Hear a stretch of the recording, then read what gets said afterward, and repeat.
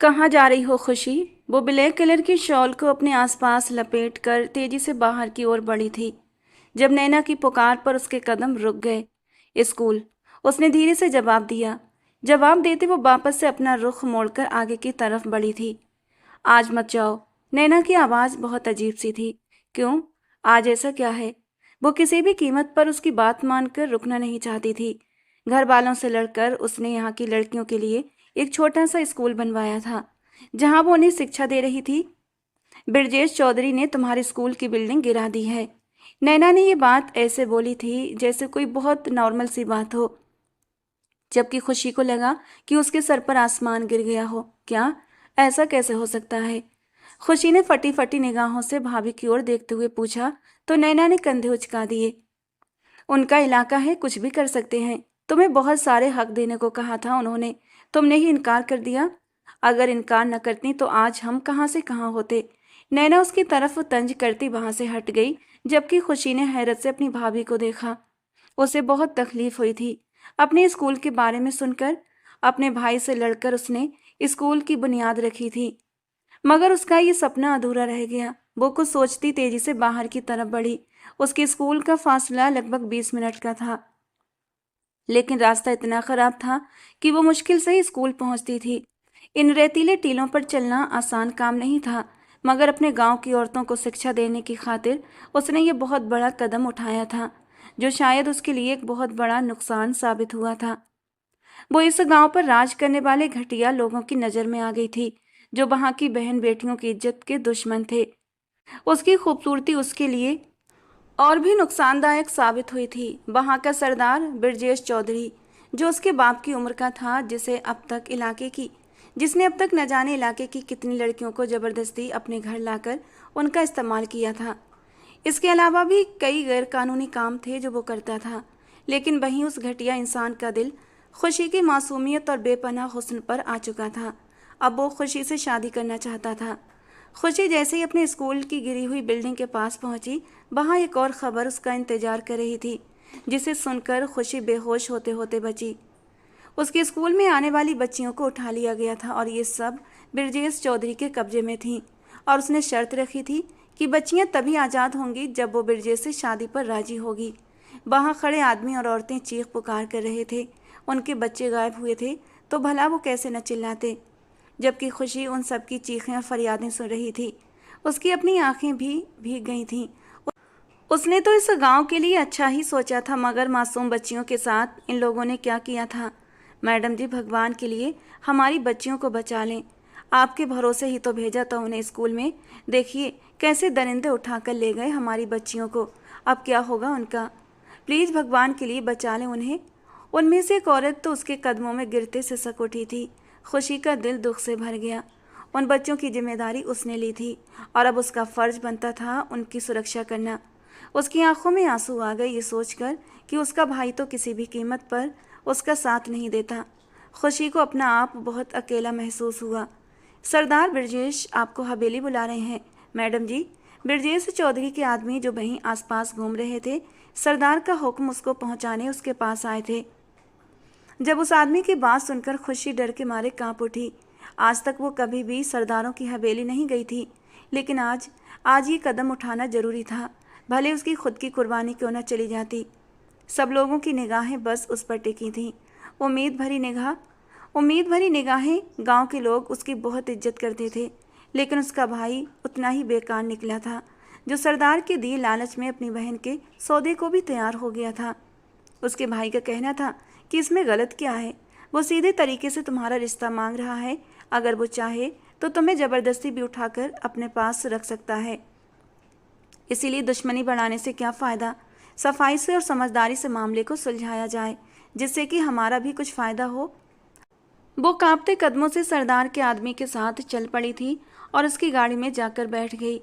गांव के लोगों ने आंसू भरी निगाहों से उसे देखा था, क्योंकि हर कोई सरदार ब्रजेश चौधरी की आदत को अच्छे से जानता था।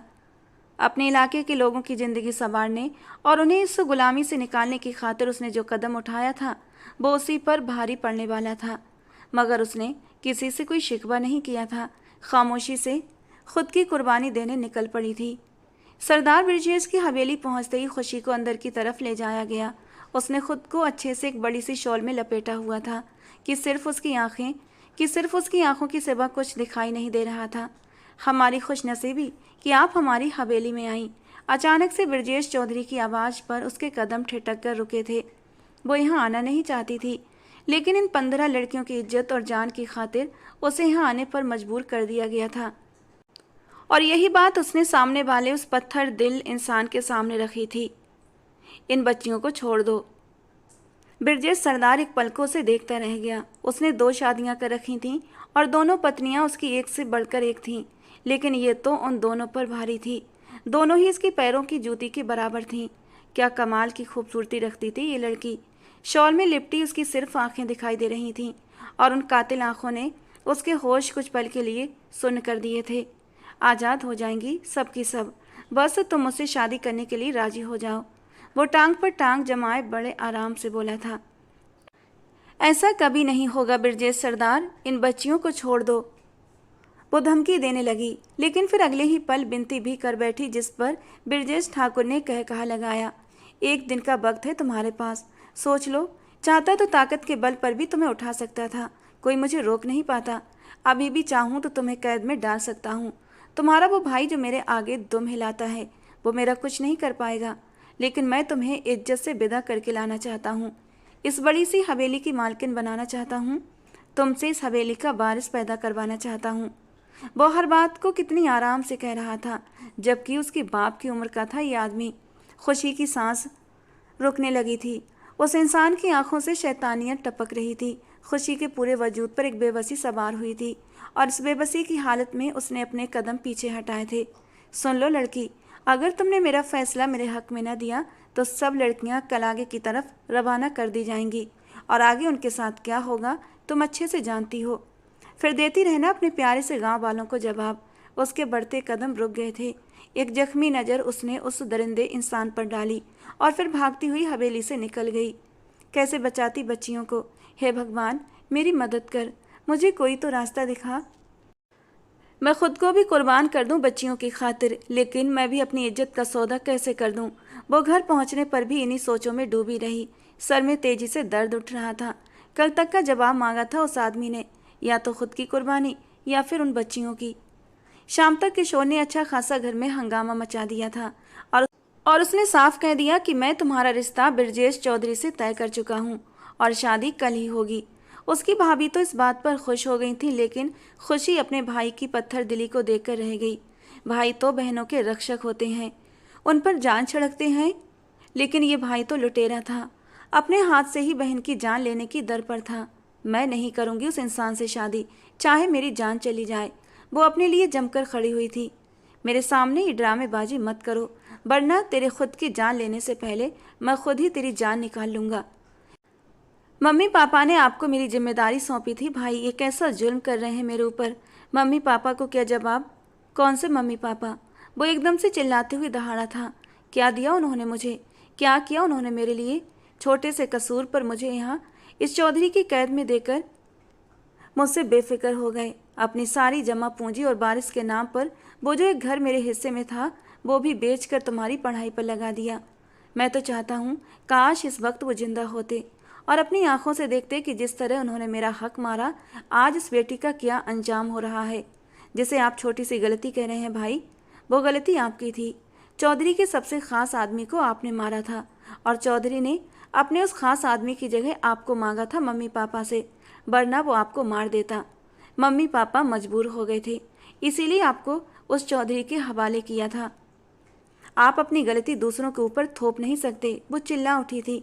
जबान बंद रखो अपनी, कुछ ज़्यादा ही बोलने लगी हो। वो गुर्राता हुआ आगे बढ़ा। तुम पढ़ना लिखना चाहती थी ना, तो देखो तुम्हारी पढ़ाई लिखाई तुम्हारे लिए एक मुसीबत बन चुकी है। अब भूल जाओ इस पढ़ाई लिखाई को, जाकर उस चौधरी की गुलामी करो सारी ज़िंदगी। अब जब मेरे दिन फिरने वाले हैं तो तुम चाहती हो कि मैं फिर से अपने पैरों पर कुल्हाड़ी मार दूं, तो ऐसा नहीं होगा। कान खोलकर सुन लो, चौधरी से शादी हो रही है तुम्हारी, कोई जुल्म नहीं हो रहा। औरतें तो चाहती हैं उस हवेली पर राज करना, और ये राज तुम्हें मिलने वाला है। खुशियाँ मनाओ। किशोर उसके बालों से पकड़कर अपने शब्दों से उसके दिल को जख्मी करता बाहर निकल गया था, जबकि खुशी कितनी ही देर अपनी जगह से हिल भी नहीं पाई थी। क्या ये उसका सगा भाई था? उसे यकीन नहीं आ रहा था। चेहरा आंसुओं से भीग चुका था। बहुत पहले कहा था तुमसे चली जाओ यहाँ से, मगर तुम्हारे सर पर अपने इलाके के लोगों की मोहब्बत का भूत सवार था। अब भुगतो जो हो रहा है तुम्हारे साथ। बेचारे गांव वाले रो रहे हैं। उन्हें लगता है कि जो भी उनकी बच्चियों के साथ हुआ तुम्हारी वजह से हुआ है। न तुम उन्हें घर से निकालती, न उनके साथ ये सब कुछ होता। अब तुम्हारे पास एक ही ऑप्शन है, तुम्हें चुपचाप अपनी रजामंदी देकर ब्रजेश चौधरी से शादी कर लेनी चाहिए और फिर बाद में अपनी मर्जी से उससे अपनी बातें मनवा लेना। वैसे भी वो तो तुम्हारे हुस्न का दीवाना हुआ पड़ा है। उसकी भाभी जहर उगल रही थी और वो चुपचाप सुन रही थी। और हाँ, शांतनु की चिंता मत करना, उसे मैं समझा दूंगी। तुम्हारे पीछे नहीं आएगा, क्योंकि तुमने भी तो उसकी बात नहीं मानी थी जब उसने कहा था कि स्कूल मत खोलो। तुम्हारा ये कयामत हुस्न किसी को भी घायल कर सकता है। अगर आम शक्ल सूरत की होती तो क्या पता उस चौधरी की नज़र से बच भी जाती, मगर तुम तो खुद ही अपनी बर्बादी की वजह बनी हो। इसमें किसी और की कोई गलती नहीं है। नैना भाभी उसकी तरफ अफसोस से देखती वहाँ से निकल गई थीं, जबकि उनकी बातें खुशी के दिल को दर्द से कई गुना दो चार कर गई थीं। शांतनु उसका बचपन का मंगेतर और नैना भाभी का छोटा भाई था। बहुत चाहता था उसे। पढ़ाई के सिलसिले में दूसरे शहर गया था। उसे अब तक खबर नहीं पहुंची थी, और जब तक उसे खबर मिलती उसके पास पहुंचती, उसके पास कुछ भी नहीं बचना था। नैना को अपने भाई की ज़िंदगी बहुत प्यारी थी। इसी खातिर उसने अपने घर वालों को सख्ती से मना कर दिया था कि शांतनु को कुछ न बताया जाए। ये ब्रजेश चौधरी की तीसरी शादी है ना? और ये तीसरी शादी जिस लड़की से हो रही है, क्या वो लड़की शादी के लिए राजी है? होठों में सिगरेट दबाते हुए संजय से सवाल कर गया था। सर, लड़की के घर वाले राजी हैं। उसका भाई खास आदमी है ब्रजेश चौधरी का। कुछ महीनों से लड़की इनकार कर रही थी, पर आज अचानक मान गई। स्कूल चला रही थी जहाँ पर सारी बच्चियों को उठा लिया गया है, और उठाने वाला वो ब्रजेश चौधरी है। इलाके के लोगों का कहना है कि वो टीचर भी शायद उस चौधरी के साथ मिली हुई थी, क्योंकि उन लोगों ने अपनी बच्चियों को उसी के कहने पर घर से बाहर निकाला था। सब गांव वाले पहले तो उसे अच्छा समझते थे, लेकिन अब सबका यही कहना है कि खुशी अपने भाई किशोर और ब्रजेश के साथ मिली हुई है। संजय ने वो सारी बातें उसे बता दी जो आज गांव में की जा रही थीं। खुशी, जिसने इलाके की बेहतरीन की खातिर अपने आप को खतरे में डाला था, सब लोग अब उसी के खिलाफ बातें कर रहे थे। सबको यही लग रहा था कि अगर खुशी शादी कर लेती तो उन बच्चियों को छोड़ दिया जाता। लेकिन वो ब्रजेश चौधरी था, उसकी नीयत सही नहीं थी। उसने तो कुछ और ही सोच रखा था। कुछ सोचते हुए एसपी अनिकेत राणा ने अपना सर हिलाया था। जिस गांव की तुम बात कर रहे हो संजय, उस गांव में तो लड़कियों की पढ़ाई का ख्याल भी नहीं किया जाता। अगर ऐसी जगह पर उस लड़की ने स्कूल खोला तो इसका तो साफ मतलब यही है कि वो उस चौधरी के साथ मिली हुई थी। अगर मिली हुई ना होती तो उसे एक दिन के लिए भी स्कूल चलाने न दिया जाता। फिर भला वो इतने महीनों से स्कूल कैसे चला रही थी, जिसका साफ मतलब है कि चौधरी उसके साथ मिला हुआ था। अनिकेत राणा की बात पर संजय ने जोर जोर से अपना सर हिलाया था। जी सर जी, ऐसा ही है। वो टीचर शहर से पढ़कर आई है, बहुत समझदार लड़की थी। उसने अपनी मीठी बातों में गांव वालों को फंसा लिया था। इससे पहले भी कई लड़कियों के अगवा होने में उसके भाई किशोर का खास हाथ है, पर अब समझ आ रहा है कि उसका पूरा घराना ही मिला हुआ है चौधरी के साथ। संजय ने सारी बात एसपी अनिकेत राणा को बताई। एसपी अनिकेत राणा वहां खुद जाकर सच्चाई का पता लगाना चाहता था, लेकिन उसे मना किया गया था कि वो आज नहीं बल्कि कल से इस केस को शुरू करेगा। लेकिन वो भी एसपी अनिकेत राणा था। उसका दिमाग कैसे चलता था, कैसे काम करता था, कोई समझ नहीं पाता था। गाड़ी निकालो और मेरी वर्दी तैयार करो। आज शाम मुझे उस चौधरी से मुलाकात करने जाना है। उसने सिगरेट का गहरा कश लेते संजय को हुक्म दिया। सर आज, मगर आज तो। संजय ने घबराकर उसकी ओर देखा। आज जाना खतरे से खाली नहीं था। ब्रजेश चौधरी ने उसे आने की वजह बाद में पूछनी थी और गोली पहले चलानी थी। अनिकेत ने इशारे से उसे जाने के लिए कहा। उसे सिर्फ सवाल पूछने की आदत थी, जवाब देने की नहीं। संजय उसकी चौड़ी पीठ को देखता हुआ खामोशी से वहां से निकल गया। अनिकेत राणा से पहले भी कई ऑफिसर आए और सब यहीं पर रहते थे। वो भी बहुत जज्बाती थे। ब्रजेश चौधरी को ख़त्म करने के इरादे से आते थे, मगर ब्रजेश चौधरी ने उनका अंजाम ऐसा किया कि उनके घर वाले अब तक उनका पता नहीं लगा पाए थे। वो गहरी निगाहों से इलाके की ओर देख रहा था, जहां दूर से ही मिट्टी के बने छोटे छोटे घर नजर आ रहे थे कि तभी उसका मोबाइल बजा। नंबर को देखते उसके माथे पर बल पड़े। हेलो, गंभीर आवाज़ गूंजी। मेरी बात तुम्हारे लिए आज भी कोई मायने नहीं रखती ना? सामने से शिकायत की गई थी। ऐसा नहीं है, दो टूक अंदाज में बोला। तो फिर हमारे बार बार कहने पर भी अपनी बीवी और अपने बेटे को लेकर क्यों नहीं आ रहे हमारे पास? वो आज बहुत गुस्से में थे, मगर बहुत ही मुश्किल से खुद पर काबू पाते हुए बात कर रहे थे। आप बोल रहे हैं आपने ही मेरी बीवी को स्वीकार करने से इनकार किया था। मैं कैसे यकीन कर लूँ अब इस बात पर कि मेरी बीवी को इज्जत और सम्मान दिया जाएगा जो उसका हक है? अनिकेत ने ठंडे अंदाज में जवाब दिया। मैं अपने पोते की खातिर सब कुछ करने को तैयार हूँ। तुम उन लोगों को हवेली लेकर आओ। अनिकेत ने होंठ भींचे। मैं आपसे बाद में बात करता हूँ, अभी ऑन ड्यूटी हूँ। वो हमेशा की तरह बात बीच में काटता फ़ोन बंद कर गया। दूसरी तरफ वो गुस्से से बल खाकर रह गए। खुशी बिल्कुल गुमसुम हो गई थी इस पूरी दुनिया में, अकेली। उसके पास अब इनकार की कोई गुंजाइश नहीं थी। चलो जल्दी से तैयार हो जाओ। उसकी भाभी उसके सामने एक जोड़ा रखकर चली गई थी और वो उनकी बात मानते चुपचाप तैयार भी हो चुकी थी। उसे बाहर लाया गया। शादी को बड़े ही धूमधाम से अरेंज किया गया था, क्योंकि ब्रजेश चौधरी सब लोगों को दिखाना चाहता था कि शादी में लड़की की पूरी पूरी मर्जी शामिल है, कोई जोर जबरदस्ती नहीं है। जबकि वो चुपचाप सर झुकाकर मंडप में आकर बैठ गई थी। शादी में एसपी अनिकेत राणा भी शामिल था। वो वहाँ एक एक चीज़ पर नज़र रखे हुए था। उसने लड़की के चेहरे को गौर से देखा। जाहिर में वो कुछ भी महसूस नहीं कर पा रहा था, लेकिन उसने एक बात नोट की। पंडित जी जैसे जैसे शादी की रस्में करने के लिए कह रहे थे, वो चुपचाप करती जा रही थी। संजय ने अनिकेत की तरफ देखा, जो मोबाइल पर बिजी नजर आने की कोशिश कर रहा था, लेकिन उसका फोकस अब वो बच्चियां थीं। वो यहाँ इसे इरादे से आया था कि उसे यहाँ कुछ न कुछ सबूत जरूर मिलेंगे, लेकिन पूरी शादी में ब्रजेश चौधरी के आदमियों का ऐसा पहरा था कि वो अभी तक कोई भी सुराग नहीं लगा पाया था। पंडित जी काफ़ी देर से कह रहे थे, बेटा हाथ आगे बढ़ाओ, लेकिन खुशी अपना हाथ आगे नहीं बढ़ा रही थी। ब्रजेश का बढ़ा हुआ आगे हाथ मुट्ठी की शक्ल में सिमटने लगा था। उसने घूरती हुई नज़र अपने बराबर में बैठी खुशी पर डाली थी। पंडित जी ने हैरत से ये मंजर देखा था। बेटा हाथ आगे बढ़ाओ। शादी आपकी मर्जी से हो रही है ना? पंडित जी ने हमदर्दी से पूछा, लेकिन इस बार वो सिसक पड़ी थी, कुछ भी नहीं बोल पाई। वो ऐसा सिर्फ उन बच्चियों के लिए कर रही थी जो उसकी वजह से मुसीबत में फंसी थी। पहली बार अनिकेत ने उस लड़की के चेहरे को गौर से देखा था। बनाने वाले ने कोई कमी नहीं छोड़ी थी। कहते हैं कोई भी इंसान परफेक्ट नहीं होता, लेकिन सामने बैठी वो लड़की हर चीज़ में परफेक्ट थी। ऐसी खूबसूरत मासूम सी शक्ल, उस पर से नज़रें हटाना मुश्किल हो गई थी। और उसके पास में बैठा वो बंदा, काला और मोटा सा ब्रजेश चौधरी। आजकल लोग अपने फ़ायदे के लिए कितना गिर जाते हैं। इस मासूम शक्ल की लड़की के पीछे एक भयानक सा साजिशी चेहरा छुपा हुआ था। कितनी घटिया लड़की थी ये। अपने फ़ायदे के लिए और हवेली पर राज करने के लिए इस लड़की ने उन 15 मासूम बच्चियों के बारे में भी नहीं सोचा था। और तो और ये बेजोड़ शादी भी कर रही थी। ये देखकर अनिकेत का गुस्से के मारे बुरा हाल हुआ था। ये जोड़ी कहीं से कहीं तक नहीं मिलती थी। अचानक अनिकेत राणा अपनी जगह से उठा था। उसका बस नहीं चल रहा था कि वो ब्रजेश चौधरी से पहले एक गोली इस लड़की और लड़की के भाई के सीने में उतार दे, जिन्होंने अपने फ़ायदे की खातिर उन मासूम बच्चियों का सौदा कर दिया था। ये शादी नहीं हो सकती। अचानक अनिकेत राणा की बात पर सब चौंक गए। कौन था ये?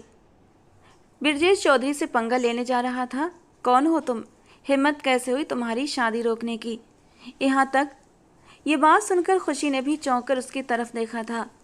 मतलब साफ है, इनके खिलाफ रिपोर्ट दर्ज करवाई गई है। 15 लड़कियों के उठाने के जुर्म में इन्हें हमारे साथ पुलिस स्टेशन चलना पड़ेगा। अनिकेत ने अपनी तरफ से बम फोड़ा था। कौन है ये इंसान और अंदर कैसे आया? ब्रजेश चौधरी ने अपने पास खड़े एक खास आदमी से पूछा, तो उसने 1 मिनट में सामने खड़े एसपी के बारे में सब बता दिया। ऐसा कैसे हो सकता है? ये गलत है। मेरी बहन पर इल्ज़ाम है, किशोर ने हड़बड़ाते हुए कहा। ये तो अदालत फैसला करेगी, अभी तो हमें इस लड़की को अरेस्ट करना है। नामुमकिन। ये ब्रजेश चौधरी की होने वाली बीवी है, तुम इसे कैसे लेकर जा सकते हो? इस बार ब्रजेश चौधरी भी बीच में आया था। आप कानून को हाथ में नहीं ले सकते। अगर ऐसा किया तो मजबूरन मुझे सख्ती करनी पड़ेगी। अनिकेत इस बार सख्ती से बोला था और लेडीज़ कांस्टेबल को इशारा किया कि लड़की को हथकड़ी डालते हुए मंडप से उठाकर ले चलो। खुशी ने हैरत से ये मंजर देखा था। वो बिल्कुल गुमसुम थी। उसने बाहर आते खुद के चेहरे को ढांप लिया था। आंखों में आंसू तक नहीं थे। उसे पुलिस जीप में बिठाया जा रहा था। तुम सही नहीं कर रहे एसपी, तुम मुझे जानते नहीं हो, बिरजेश चौधरी खूंखार अंदाज में बोला। अनिकेत ने कहर भरी नजर उस पर डाली थी। रास्ते से हट जाओ वरना इस लड़की के साथ साथ तुम्हें भी हथकड़ी लगा दूंगा। और हाँ, खुद के लिए दुआ करना कि ये वक्त जल्दी ना आए, वरना एसपी के शिकंजे से तुम बच नहीं पाओगे। वो वार्निंग देता वहां से निकलता चला गया। उसे जेल में बंद कर दिया गया। एक भी सवाल नहीं पूछा गया था अब तक। शाम तक वो खुद आया तो वो जेल में बंद थी। एक तरफ वो इस बात के लिए भगवान का धन्यवाद कर रही थी कि ब्रजेश चौधरी से उसकी जान छूट गई थी। अगर शादी हो जाती तो वो क्या करती, लेकिन दूसरी तरफ ये मुसीबत की बच्चियां उठाने के पीछे उसका हाथ है, ये बात वो सह नहीं पा रही थी। उसे जेल से निकाल कर एक डार्क रूम में ले जाया गया, जहां एक चेयर पर बिठाते उसे अजीब सा डर लगने लगा। सिर्फ एक हल्का बल्ब जल रहा था, जिसकी रोशनी सिर्फ उसके चेहरे तक आ रही थी। उसके सामने एक सख्त चेहरे वाला पुलिस इंस्पेक्टर खड़ा था, जिसे देखकर ही खुशी को डर से झुरझुरी आई थी। बोलो, कहाँ है वो लड़कियां? पहला सवाल सामने वाले की तरफ से आया था। खुशी की सांसें गहरी हुईं। सामने खड़ा इंसान उसे मुजरिम ठहरा चुका था।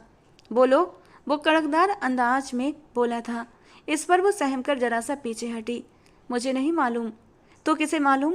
स्कूल की आड़ में तुम और तुम्हारा भाई जो ये लड़कियों को स्मगलिंग करने का धंधा कर रहे हैं ना? क्या लगता है बच जाओगे तुम दोनों? आज तुम जेल के पीछे हो, कल तुम्हारा भाई होगा। तुम्हारी भलाई इसी में है कि सच बता दो, कहाँ छुपा कर रखा है लड़कियों को? वो उसे बालों से सख्ती से थामे उसका चेहरा ऊपर की तरफ उठाता तड़पा गया। मैं सच कह रही हूँ, मुझे नहीं मालूम। ये सब चौधरी की वजह से। अभी उसकी बात पूरी नहीं हुई थी कि पास पड़े ठंडे पानी के जग को उसके चेहरे पर लौट दिया गया था। और पानी का ये जग उसके चेहरे पर लौटने वाला कोई और नहीं बल्कि खुद एसपी अनिकेत राणा था। वो अभी भी इस कमरे में दाखिल हुआ था और उसकी बात पर गुस्से में आता उसके ऊपर पानी का जग लौट गया था। खुशी की सांसें रुकने लगी थीं। वो पीछे हटना चाहती थी। गहरा सांस भरते उस जालिम पुलिस वाले को देखने लगी, जो मुजरिमों के लिए जल्लाद था। और खुशी को तो वो कोई यमराज लग रहा था जो उसकी जान निकालने आया था। किसे बेवकूफ़ बना रही हो तुम? उसी इंसान से शादी कर रही थी और उसी के खिलाफ बयान दे रही हो, वो गुस्से से बोल रहा था। अभी वो कुछ और कहता कि उसके मोबाइल पर कॉल आने लगी। कॉल घर से आ रही थी, इसीलिए वो उसे वापस जेल में बंद करने का कहता बाहर निकल गया। उसके बेटे हर्षित को फिर से अटैक आया था। वो उसे लिए हॉस्पिटल आया। सुनीता मासी भी साथ थी। आपको बच्चे का ख्याल रखना होगा, 6 महीने का बच्चा है, इसे माँ की ज़रूरत है। मैं पहले भी आपको बोल चुकी हूँ। डॉक्टर की बात पर अनिकेत होंठ भींच गया। कहाँ से लाता वो उसकी माँ? ये राज तो वो खुद से भी नहीं कह पाता था कि उस बच्चे के साथ आखिर हादसा क्या हुआ है। उसे पिछले हफ्ते से बहुत तेज बुखार आया हुआ था। अनिकेत ने उस पर जो जुल्म करवाए थे वो अभी तक उन जख्मों के दर्द से करहा रही थी। उसकी कमर पर बहुत जख्म लगाए गए थे। उसे बेल्ट से मारा गया था। बिना किसी कसूर के वो ये सब बर्दाश्त कर रही थी। वो इस बारे में किसे बताती, कैसे बताती, जिस बारे में उसे बिल्कुल भी नहीं पता था। ना भाई ने आकर पूछा एक बार भी, और ना ही उस चौधरी ने उसकी खबर ली थी। भाई तो पहले ही उसे नाता तोड़कर भाग जाता, और शायद वो गांव छोड़कर निकल भी चुका था, जिस वजह से खुशी और ज़्यादा शक के दायरे में आ गई थी। क्योंकि अब सिर्फ एक वही बची थी जिसके जरिए वो 15 बच्चियों को छुड़वा सकते थे, जबकि अभी तक वो ब्रजेश चौधरी पर हाथ नहीं डाल सकता था, क्योंकि बिना सबूत के उस पर हाथ डालना खुद को फंसाना था। थोड़ा सा खाना खा लो, ऐसे भूखा रहकर तो तुम खुद पर और भी जुल्म कर रही हो।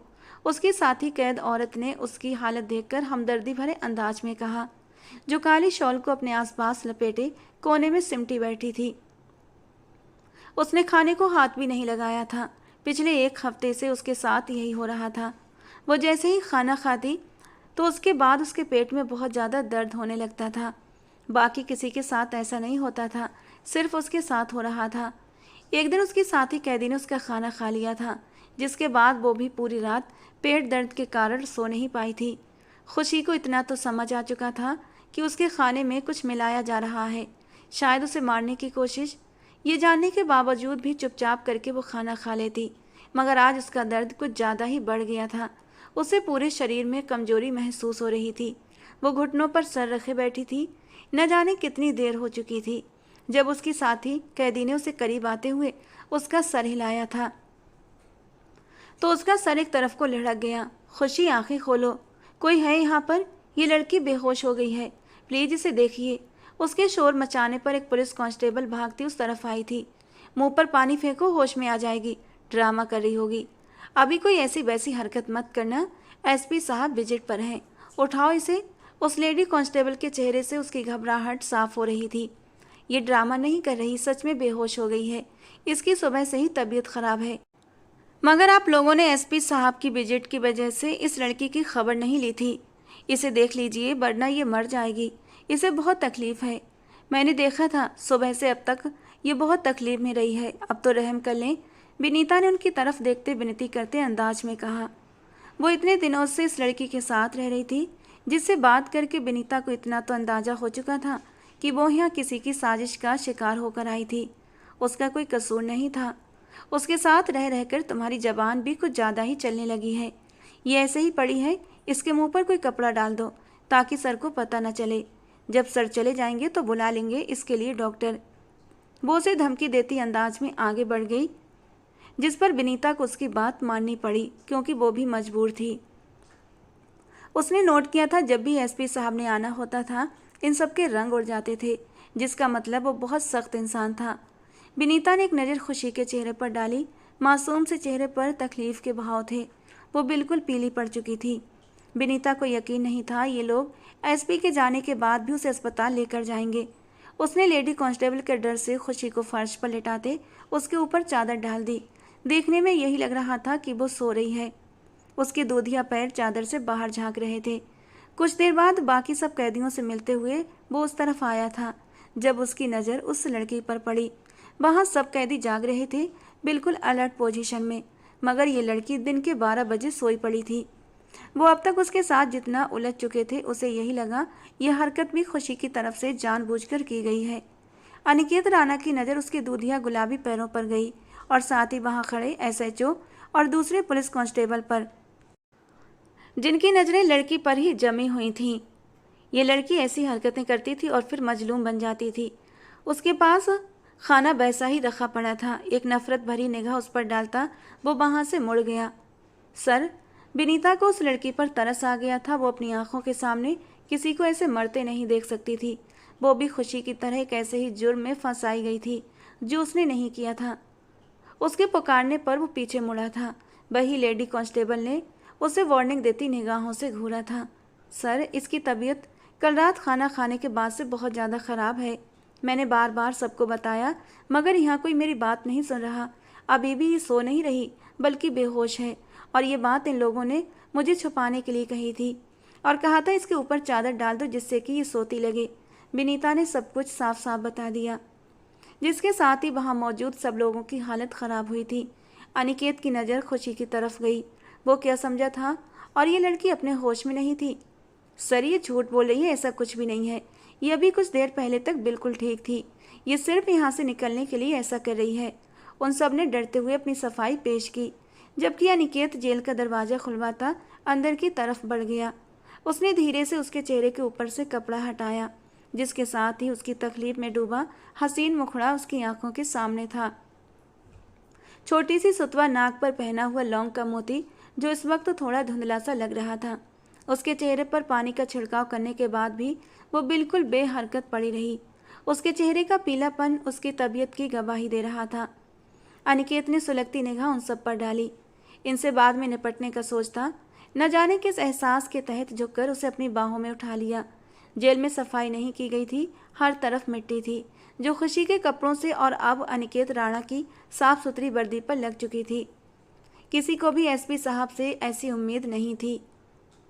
उस लड़की पर अब तक उन लोगों ने जो जो जुल्म किए थे, वो सोचकर उनकी आंखें अचानक से झुक चुकी थीं। अनिकेत राणा की उस लड़की से दिखाई जाने वाली हमदर्दी अब उन सब पर भारी पड़ने वाली थी। हमने इनका मैदा वॉश कर दिया है। फौरन अस्पताल लाने की वजह से इनकी जान बच गई है, वरना इनको काफ़ी मात्रा में जहर खिलाया गया है कि बचने के चांस कम थे। अनिकेत ने बहुत तेज ड्राइविंग की थी। इस केस को पूरी तरह हल किए बगैर इस लड़की को मरने नहीं दे सकता था, वरना इसका भाई तो न जाने कितनी औरतों और बच्चों को बर्बाद कर चुका था। और वो आराम से बच जाता। खुशी को अभी तक होश नहीं आया था। वो वहीं कॉरिडोर में खड़ा था। उसने वहाँ कुछ लेडी पुलिस कांस्टेबल को बुलवाया था जो कमरे में खुशी के साथ मौजूद थीं। उसी वक्त उसका फ़ोन बजा। उसने कान से लगा लिया। तुम अभी तक पहुँचे क्यों नहीं? क्या वो लड़की तुम्हें हमसे पूरी तौर पर छीन लेना चाहती है? वो बहुत ज़्यादा गुस्से में लग रहे थे। इसी वजह से बिना किसी हाय हेलो के वो भड़क पड़े थे। बिजी हो गया था, इस वजह से नहीं पहुँच सका। शाम तक आ जाऊँगा। उनकी बात के जवाब में उसने बहुत ही बर्दाश्त करते हुए जवाब दिया था। आज तुम्हारी बहन की बात पक्की होनी है, मगर तुम्हें उस एक लड़की के इश्क ने ऐसा दीवाना बना दिया कि तुम्हें अपने खूनी रिश्ते नज़र नहीं आ रहे। उनका गुस्सा कम होने का नाम नहीं ले रहा था। मेरी बीवी के बारे में आप ऐसी राय रखते हैं और फिर आप ये भी चाहते हैं कि मैं उसे आप सबके बीच लेकर आऊं ताकि आप ऐसी बातों से उसे हर्ट करें। उसने नाराज़गी से कहा था। हम अपने पोते की वजह से मजबूर हैं। हमारा खून, हमारी नस्ल का वारिस हमारे सामने बड़ा हो, हमारे हाथों में परवरिश पाए वो। इसी खातिर हम उस लड़की को स्वीकार करने को तैयार हो गए हैं। वो इस वक्त बहुत ज़्यादा गुस्से में थे। इस खातिर उसकी बीवी के लिए शब्दों में भारी बनावटी मोहब्बत थी। अनिकेत साफ महसूस कर गया। अब साफ हो चुका है, मेरी बीवी ऐसी रवैयों की आदी नहीं। अगर वहाँ उसकी जगह नहीं तो मेरा बेटा भी नहीं आएगा। मुझे तो लगा था कि आपने उसे स्वीकार कर लिया है, मगर आपके अंदाज से लग रहा है ऐसा कुछ भी नहीं हुआ। वो चलते हुए बाहर आ गया था। सिगरेट का गहरा कश लेते वो अपने बाप का खून जला गया। तुम हमें ब्लैकमेल कर रहे हो, उन्होंने होंठ भींचते हुए कहा। शाम को मुलाकात होती है आपसे, बाकी बातें बाद में होंगी। उसके मोबाइल पर दूसरी कॉल आने लगी थी, जिसकी वजह से उसने उसने विपुल राणा को बाय बोला था, क्योंकि उनका गुस्सा तो ख़त्म ही नहीं होना था। दूसरी तरफ सुनीता मासी का फ़ोन था। उसे घर जल्दी आने का कह रही थी, जबकि अब वो फैसला लेना चाहता था। एक ख़ास फैसला। हर्षित को अपने माँ बाप की हवेली ले जाना चाहता था ताकि वो सबके बीच रहे, लेकिन उससे अपने लिए एक बीबी की ज़रूरत भी थी। सर, खुशी जी को होश आ गया है। एक रात गुजर जाने के बाद आखिरकार खुशी को होश आ गया था। नर्स ने आकर बताया तो वो उसके वार्ड की तरफ बढ़ा। वो दर्द से कराहते हुए उठी। लेटी रहो, अभी तक ड्रिप ख़त्म नहीं हुई है तुम्हारी। वो पैंट की पॉकेट में हाथ डालते उसे सरसरी देखता बोला। यकीन नहीं आ रहा कि आपने मेरी जान बचाई। वो तंजिया अंदाज में हंसी। तुम्हें क्या लगता है कि मुझे तुमसे हमदर्दी हो रही है? तुम्हारी वजह से 15 बच्चियों को बचाना है जिन्हें तुम्हारे उस भाई ने कैद कर रखा है। अनिकेत ने दांत पीसते हुए कहा। ये कोई नई बात तो नहीं। हमेशा असली मुजरिम पुलिस की पहुंच से भाग जाता है और मासूम पुलिस की टॉर्चर की भेंट चढ़ जाता है। उसकी दर्द भरी सिसकी के साथ कड़वे शब्दों पर बोलने पर वो उसे घूरता करीब आया। बहुत मजलूम हो तुम, बच्चियों को अगवा करवा कर। मैंने कुछ नहीं किया, वो दर्द में चिल्लाई। मैं तो उन सबको शिक्षा देने निकली थी, उन्हें उनके कदमों पर खड़ा करना चाहती थी। मैं कैसे ये सब कर सकती हूँ? और अगर मैंने ये सब किया होता तो मैं यहाँ क्यों हूँ? कभी सोचा आपने? मैं उन सबके साथ मिली होती तो अब तक वो मुझे इस कैद में रहने देते?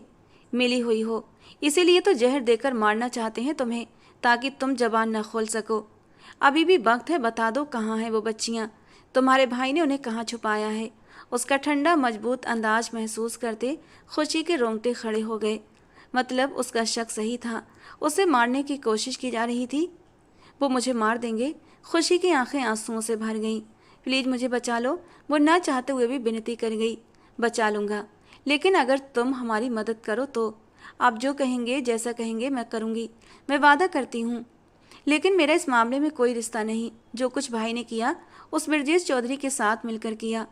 और तुम्हारी शादी जो तुम अपनी मर्जी से कर रही थी वो। अनिकेत ने बात काटी। मेरी मर्जी नहीं थी, मुझे ब्लैकमेल किया गया था। उन बच्चियों की जान बचाने के लिए मुझे वो शादी करना पड़ रही थी। अगर वो शादी हो जाती तो वो बच्चियां अब तक छूट गई होती। उसकी बात पर अनिकेत को उसकी दिमागी हालत पर शक हुआ। और तुम्हें लगता है शादी के बाद वो तुम्हारी बात मान जाता? वाट रविश, ये कोई आज का खेल नहीं, बरसों से खेला जाने वाला खेल है। किसे पागल बना रही हो? तुम्हारा स्कूल खोलना ही तुम्हें शक में डाल गया है। अब तुम्हें इस केस से निकालना। मुझसे शादी कर लें। अचानक उसकी बात काट कर वो बोल पड़ी थी, और उसकी बात पर अनिकेत अपनी बात अधूरी छोड़ गया। तुम पागल हो गई हो, लगता है जहर का असर तुम्हारे दिमाग पर हो गया है। क्या बहकी बहकी बातें कर रही हो? वो गुस्से से बोला। प्लीज़, वो लड़खड़ाते बोली। सिर्फ तब तक जब तक कि ये सब मुजरिम पकड़े नहीं जाते और वो बच्चियां छूट कर नहीं आ जाती। मुझे जेल में बंद ना करें, मैं नहीं सह सकती। अब बिना कसूर के मैं जेल में रहना नहीं चाहती। शादी नहीं कर सकते तो किसी एनजीओ में छोड़ दें। तुम्हारी जमानत हो गई है, तुम घर जा सकती हो। अचानक अनिकेत की बात पर वो चौंकी। कौन से घर? मेरा कोई घर नहीं। वो भाई नहीं, लुटेरा है। मैं वहाँ गई तो वो मुझे फिर से बेच देगा, वो चिल्लाने लगी। अनिकेत ने उसके करीब जाते उसके होंठों पर हाथ रख दिया। ठीक है, मैं शादी करूँगा तुमसे, लेकिन ये शादी कब तक रहेगी ये मैं डिसाइड करूँगा, समझी तुम? अनिकेत के दिमाग ने भी फौरन काम करना शुरू कर दिया था। उसे भी एक बीवी की ज़रूरत थी और इस वक्त वो लड़की उससे सामने से ऑफर कर रही थी तो वो उससे पूरा पूरा फ़ायदा उठाने वाला था, जबकि उसकी ज़मानत भी उसने खुद ही करवाई थी। जेल में उसे मारने की कोशिश की जा रही थी, ये तो वो जल्दी ही पता लगवाने वाला था। लेकिन इस वक्त तो खुशी को सेव करना भी ज़रूरी था और उसकी सबसे सुरक्षित जगह उसका घर था और वो बिना किसी जायज़ रिश्ते के उसे अपने साथ भी नहीं रख सकता था। अगले दिन खुशी की तबीयत ठीक होते ही वो सादगी से कोर्ट मैरिज करके उसे अपने घर ले आया था। उसका एक बेटा था, केवल 6 महीने का। उसकी बीवी की डेथ हो चुकी थी और उसने खुशी से कहा था, तुम्हें इसकी माँ की तरह पालन पोषण करना पड़ेगा, बदले में तुम यहाँ रह सकती हो जब तक ये मामला हल नहीं हो जाता। उसके बाद जो भी फैसला होगा बाद में देखेंगे। सुनीता मासी, सुनीता मासी, वो सख्त गुस्से में बोला। अंधेरे में एक औरत कमरे में आई और उसे खुशी के बारे में बताने लगा। फिर ऋषभ को उसकी गोद में दे दिया। आखिरकार खुशी उस एसपी की बीवी बनते हुए भी उसके बेटे की आया बन चुकी थी। उसने बच्चे को सीने से लगाते हुए सोचा, ब्रजेश चौधरी की रखेल बनने से कहीं अच्छा इस बच्चे की आया बनना था। वो अपने आंसू मुस्कान में छुपा गई। वो जो सीढ़ियाँ चढ़ते हुए फ़ोन कॉल अटेंड करने लगा था अचानक थम गया और एकदम सख्ती से बोला, मेरे बेटे को लेकर मैं किसी भी तरह की लापरवाही बर्दाश्त नहीं करूँगा। नज़र है मेरी तुम पर, याद रखना। इतना कहकर वो अपने कमरे की ओर बढ़ गया था, जबकि सुनीता मासी उसे हर्षित के बारे में सब कुछ बताने लगी। सब कुछ सुनकर खुशी बच्चे में गुम हो गई। हर्षित की बीमारी का सुनते ही खुशी को गहरा दुख हुआ। सुनीता मासी ने उसे अनिकेत का कमरा दिखाया और हर्षित के साथ नहीं बल्कि अलग रूम में उसका सामान सेट कर दिया। इधर दूसरी तरफ ब्रजेश चौधरी पागलों की तरह खुशी को ढूंढ रहा था। इतना तो उसे भी पता चल गया था कि खुशी जेल से छूट चुकी है। उसे डर था कि कहीं वो उसका पर्दाफाश न कर दे, इसीलिए उसने अपने आदमियों के जरिए उसे रोज खाने में जहर दिलवाना शुरू कर दिया था। वहीं किशोर को भी उसकी बीवी के साथ अंडरग्राउंड कर चुका था और अपनी तरफ से सारे सबूत मिटा रहा था। लेकिन खुशी उसके हाथ से निकल गई थी, जो उसके खिलाफ सबसे बड़ा सबूत थी। उसे यहाँ 1 हफ्ते से ऊपर हो गया था। हर्षित को काट में सुलाकर वो दरवाज़ा लॉक करती आईने के सामने खड़ी थी। दूसरी तरफ अनिकेत कैमरे से ये मंजर देखते हुए अंदाज़ा नहीं लगा पाया कि वो क्या करने वाली है। खुशी अब भी उसके लिए शक के दायरे में थी। शादी तो एक बहाना थी, वो उसे बेनकाब करना चाहता था और उसका इस तरह से दरवाज़ा लॉक करना अनिकेत को शक में डाल गया। वो कुर्सी से टेक लगाए मोबाइल हाथ में पकड़े देख रहा था। उसी पल उसके दूसरे मोबाइल पर कॉल आने लगी, मगर साथ ही उसकी नज़र दूसरे मोबाइल पर भी थी। हाँ बोलो, ज़मीनों पर काम कैसा चल रहा है? हाँ, आज रात तक वो लोग पकड़े जाएंगे। बात करने के बीच बीच में वो दूसरे मोबाइल पर भी चलते मंजर को देख रहा था कि अगले ही पल उसकी नज़रें साकित हुई थीं। उसके चेहरे की रंगत लाल पड़ गई, कनपटियाँ सुलग उठीं। उसे कभी अंदाज़ा भी नहीं था कि उसे ऐसी सूरत हाल भी देखने को मिलेगी। वो अपनी शर्ट को उतार कर साइड पर रख चुकी थी और अब अपनी कमर के थोड़ा सा ऊपर क्रीम लगाने की कोशिश कर रही थी। उसका खुला हुआ खूबसूरत दूधिया वजूद देखकर अनिकेत के दिल की धड़कन जोर से बढ़ी थी। होंठ को चलते हुए उसने जल्दी से कैमरा बंद करना चाहा कि तभी उसका बढ़ता हुआ हाथ रुक गया था, क्योंकि वो क्रीम लगाने की नाकाम कोशिश कर रही थी और लगा नहीं पा रही थी। उसका हाथ जख्मों तक नहीं पहुंच रहा था, या शायद हाथ पीछे करने की वजह से उसे दर्द हो रहा था, क्योंकि उसके चेहरे पर दर्द के आसार भी थे। अनिकेत की नज़रें अब उस पर जमी हुई थी। उल्टी सीधी उसने जैसी तैसी क्रीम लगाई थी और वापस बंद करके रखने लगी और अपनी ढीली ढाली शर्ट दोबारा से पहन ली। अब खुशी काट के पास बैठी थी और आंखों से बहते आंसुओं को साफ किया। वो दर्द में थी। अगर ये लड़की वाकई बेकसूर निकली फिर? एक डर था जो एसपी अनिकेत राणा के दिल में आकर उतर गया था। उसके खिलाफ बहुत सारी गवाहियाँ थीं, लेकिन सबूत नहीं।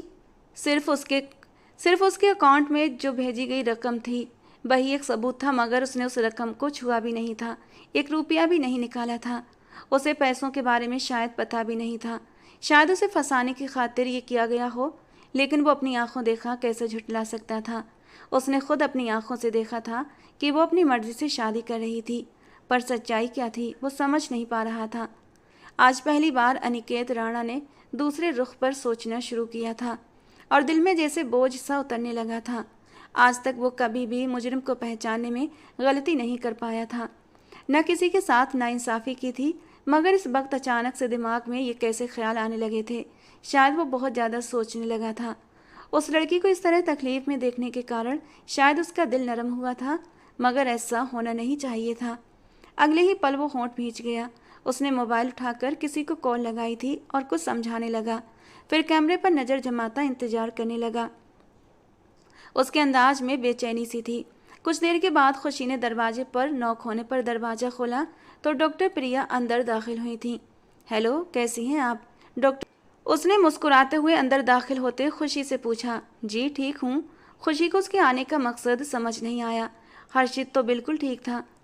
वो अनिकेत सर ने भेजा है चेकअप के लिए। डॉक्टर प्रिया को जिस तरह से समझाया गया था वो खुलकर बात नहीं कर सकती थी। मगर किसका चेकअप? हर्षित तो बिल्कुल ठीक है, उसे चेकअप की कोई ज़रूरत नहीं। खुशी ने हैरान होते जवाब दिया, जबकि कैमरे पर अनिकेत राणा हाथ पर चेहरा टिका ये सब कुछ देख और सुन रहा था। नहीं, वो आपको चेक करना है। डॉक्टर प्रिया कहने लगी, मुझे क्या हुआ है? मैं क्यों अपना चेकअप करवाऊंगी? मैं तो बिल्कुल ठीक हूँ। Are you sure? आप बिल्कुल ठीक हैं? अगर आपको किसी भी तरह की कोई हेल्प या ट्रीटमेंट की ज़रूरत हो तो आप मुझे बता सकती हैं। डॉक्टर प्रिया को समझ नहीं आ रहा था कि वो कैसे उसे राजी करे, क्योंकि अनिकेत का नाम तो वो किसी कीमत पर यहाँ नहीं ले सकती थी।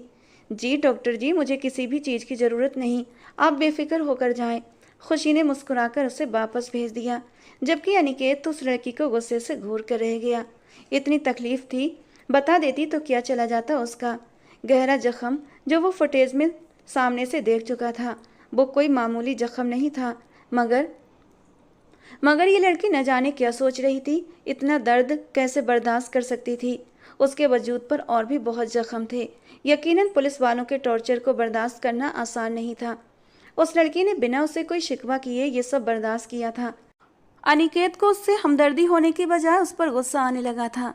खुशी डॉक्टर के जाने के बाद हैरान थी कि वो क्यों बार बार उससे पूछ रही थी, मगर फिर अपना सर झटकती हर्षित की तरफ बढ़ गई, जो अब काट में लेटना नहीं चाहता था। खुशी ने उसे अपनी गोद में उठाया। उसके उठाने पर वो हल्के से मुस्कुराया था। उसकी गोद के स्पर्श को अब हर्षित पहचानने लगा था। अब ज़्यादा देर काट में नहीं रहता था। अगर वो उसे सोने के बाद भी काट में लिटाती तो वो जाग जाता था और रोने लगता। बच्चे मोहब्बत की ज़बान समझते हैं। बाप जितना भी ख्याल रख लें, माँ की ममता का कोई मुकाबला नहीं था। हर्षित को शायद पहली बार ऐसी मोहब्बत और ध्यान मिला था कि वो उसके स्पर्श और उसकी खुशबू का आदी होने लगा था। पूरे एक हफ्ते से खुशी उसे लेकर बेड पर सो रही थी। पूरे बेडरूम पर उसका कब्जा था। उस इंसान के न होने पर वो बहुत सुकून से थी। कुछ देर गुजरी कि उसे अनिकेत का बुलावा आया था। वो हर्षित को सुलाती, सुनीता मासी को उसके पास छोड़कर सीढ़ियाँ चढ़ती, बड़ा दिल करती कमरे के अंदर दाखिल हुई। वो सामने ही रुख फेरे विराजमान था। जी, धीमी आवाज़ में बोली, जिसे ठीक से वो खुद भी सुन नहीं पाई थी। सामने वाला क्या खाक सुनता? दरवाज़ा बंद कर लें, अनिकेत ने बिना पलटे जवाब दिया था। क्यों? उसकी गंभीर आवाज़ पर खुशी की सांसें रुक सी गई थीं। तुम्हें हर बात पर बहस करने की आदत क्यों है? एक बार की कही बात समझ क्यों नहीं आती? वो गुस्से से बोला। दरवाज़ा बंद किए बगैर भी हमारे बीच बात हो सकती है। ऐसी कोई प्राइवेसी या रिश्ता नहीं हमारे बीच कि जिसके लिए दरवाज़ा बंद करना पड़े। एसपी साहब, ये लड़की क्या समझ रही थी उसे? उसके होठों पर एक मुस्कान आई थी। तुम्हें अपने बारे में कुछ ज़्यादा ही खुशफहमियाँ नहीं हैं? सिगरेट सुलगाता, अपने गुस्से पर काबू पाता वो उसे तंज कर गया। उसके अंदाज पर खुशी की रंगत लाल पड़ी। ये इंसान ऐसे ही दबे शब्दों में उसे इंसल्ट कर दिया करता था। खुशी को भी आज उस पर गुस्सा आ रहा था। वो खुद को समझता क्या था? इतना गुरूर किस बात का था उसे? क्योंकि मुझे लगता है आप सब मर्द एक जैसे होते हैं।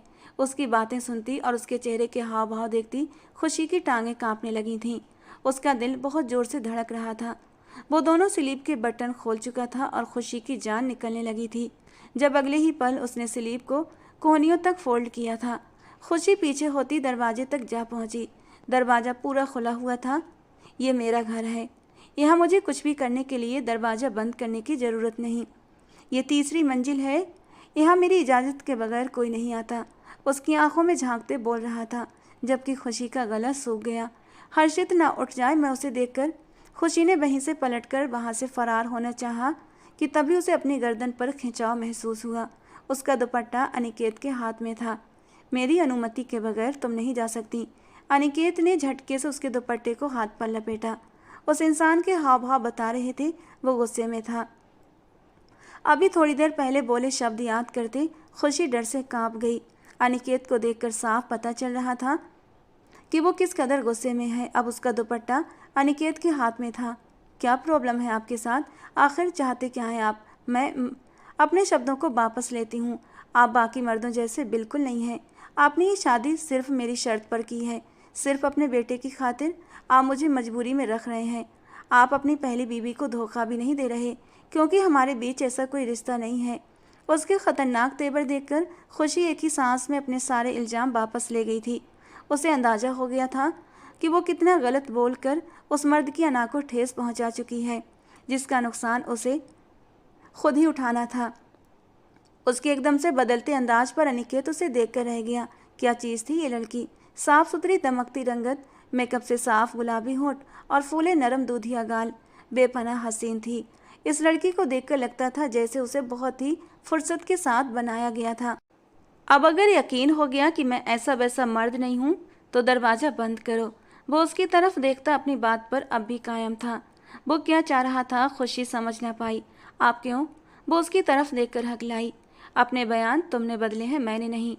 मैं अभी भी अपनी बात पर कायम हूँ। तुम वक्त बर्बाद कर रही हो। जितनी जल्दी मेरी बात मानोगी इतनी जल्दी तुम यहाँ से जा सकती हो। वो भी दरवाजे के पास खड़ा था, मगर ये न जाने कौन सी जिद थी कि दरवाज़ा उसी से बंद करवाना था। जबकि परेशान होते हुए खुशी ने दरवाज़ा बंद कर दिया। वो अब दरवाजे के बिल्कुल आगे खड़ी थी। अनिकेत वहीं पर खड़ा था। खुशी को अपने हुलिये का एहसास हुआ। वो बिना दुपट्टे के खड़ी थी। उसने सामने वाले की नज़रों से घबराकर अपने बालों को क्लेचर से निकालकर बालों को अपने आगे फैला लिया। उसकी हरकत पर अनिकेत ने उसकी तरफ से निगाहें हटाई थीं। तुम्हारे जिस्म पर जो जख्म है उनका ट्रीटमेंट क्यों नहीं करवा रही? उसके सवाल पर खुशी ने पागलों की तरह उसकी तरफ देखा। वो कैसे जानता था उसके जख्मों के बारे में? क्या मतलब? मैं बिल्कुल ठीक हूँ, वो हकला गई।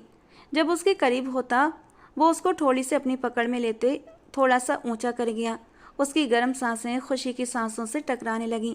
आज से पहले कभी कोई मर्द उसके इतना करीब नहीं आया था जितना ये इंसान आया था। तुम उन जख्मों को क्यों छुपाना चाहती हो?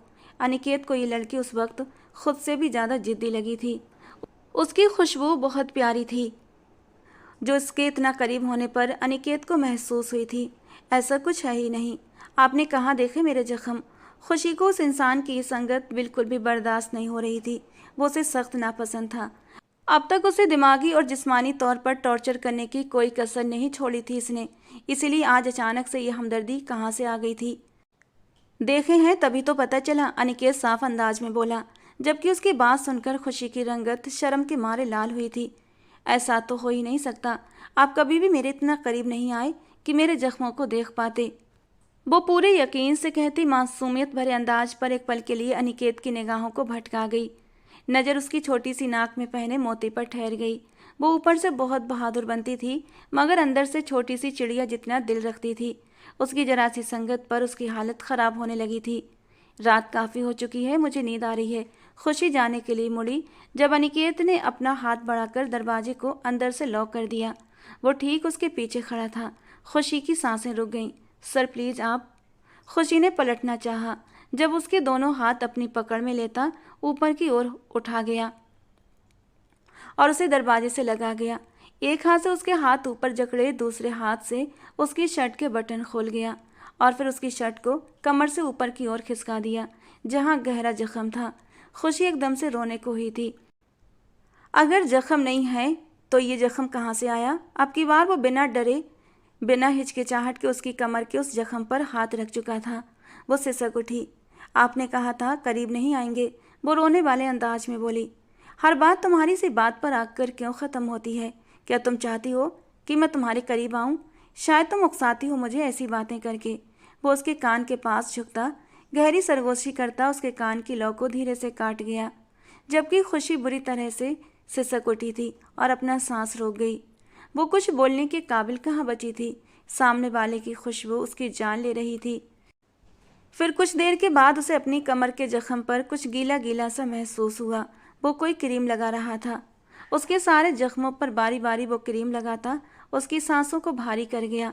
उसके हाथों का स्पर्श महसूस करके अब खुशी से अपनी टांगों पर खड़ा रहना मुश्किल हो गया। जख्मों पर हल्की सी बैंडेज भी कर दी ताकि क्रीम फैले नहीं, और धीरे से शर्ट को वापस नीचे कर गया। उसके हाथ वो पहले ही छोड़ चुका था, क्योंकि विरोध करने की हिम्मत तो अब उसमें बची नहीं थी। अनिकेत ने धीरे से उसका रुख अपनी तरफ किया। उसकी आंखें भीगी थीं। अनिकेत का जी चाहा उसकी उन आंखों पर अपने होठों का मरहम रख दे। दूसरी बात, मैं हवस परस्त आदमी नहीं। कमिटमेंट करके मुकर जाऊं और तुम पर अपना हक जताऊं। वो बिना पलकें झपकाए बोल रहा था, जबकि खुशी ने अपनी भारी पलकें उठाई थीं। और पहली बात, वो जैसे उसके दिल में क्या था जान लेना चाहती थी। उसकी बात पर अनिकेत धीरे से मुस्कुराया था। पहली बात यह है कि मेरी कोई बीवी नहीं जिसे मैंने धोखा देकर तुमसे शादी की। उसके लिए आइंदा इल्ज़ाम मत लगाना। वो उसके नज़दीक होता उसे चौंका गया, जबकि उसके पीछे अनिकेत ने दरवाजे का लॉक खोला था। तो तलाक दे दिया आपने? वो हकलाते हुए बोली। नहीं, सरसरी अंदाज में जवाब देता वो बाथरूम में घुस गया। वो चाहती तो उसके कमरे से वापस जा सकती थी, लेकिन उस एसपी पर दिल भरोसा करने लगा था। चाहता तो वो कोई गुस्ताखी कर सकता था, पर उसने ऐसा नहीं किया था। वो हैंड वॉश करता वापस लौटा तो वो वहीं खड़ी थी। आपकी वाइफ कहाँ है? वो दिल में आया सवाल पूछ बैठी। वो धीरे से मुस्कुराता उसका हाथ थामकर मिरर के सामने ले आया। ये रही। उसकी बात पर खुशी की आंखें बड़ी हुई थीं। वो उसे बीबी कह रहा था। दिल की धड़कन जोर से धड़क उठी। मेरा मतलब है हर्षित की माँ। वो अब अपना सवाल थोड़ा बदल गई। वो गहरा सांस भरता रह गया। वक्त आने पर बता दूंगा, अभी जाओ हर्षित के पास, कहीं वो जाग न जाए। बात को घुमाता वो बेड पर आकर बैठा था, जबकि खुशी ने उसे शक भरी नज़रों से देखा। कुछ देर पहले कहे गए उसके शब्द याद आए। वो एकदम से डर गई। मैं बहुत बुरा हूँ, इतना बुरा कि जब मुझे गुस्सा आता है तो मुझे मेरे गुस्से पर कंट्रोल नहीं रहता और मैं सामने वाले की जान भी ले लेता हूँ। आपने अपनी बीवी को मार दिया? अचानक से खुशी के होंठों से निकला। वाट रविश! माथे पर बल डाले उसे घूरने लगा। आपने कहा था ना, गुस्से में आप किसी की भी जान। आपकी बीवी ने आपको दूसरी शादी करने की वजह से कुछ कहा होगा और आपने उनकी जान। वो बेध्यानी में उसके करीब आ गई थी। आप तो हैं भी पुलिस वाले, किसी को आप पर शक भी नहीं हुआ होगा, बल्कि आप तो बहुत आसानी से चुप, एकदम चुप। वो उसकी बेतुकी बातें सुनकर उसके होंठों पर उंगली रख गया। अब आवाज़ ना आए तुम्हारी, और ये फिजूल की बकवास दोबारा मेरे सामने मत करना। मेरे गुस्से को हवा मत दो, तुम्हारी भलाई इसी में है। अब जाओ यहाँ से। वो उसे बाहर का रास्ता दिखाता हुआ गुस्से से बोल रहा था, तो खुशी फौरन वहाँ से निकलने लगी। उसके पैर बुरी तरह लड़खड़ा रहे थे। उसे अनिकेत से डर महसूस हुआ था।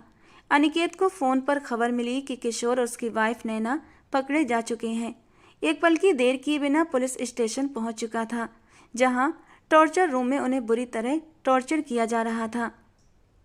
और ये टॉर्चर का ही असर था कि एक ही दिन में वो सब कुछ उगल चुके थे।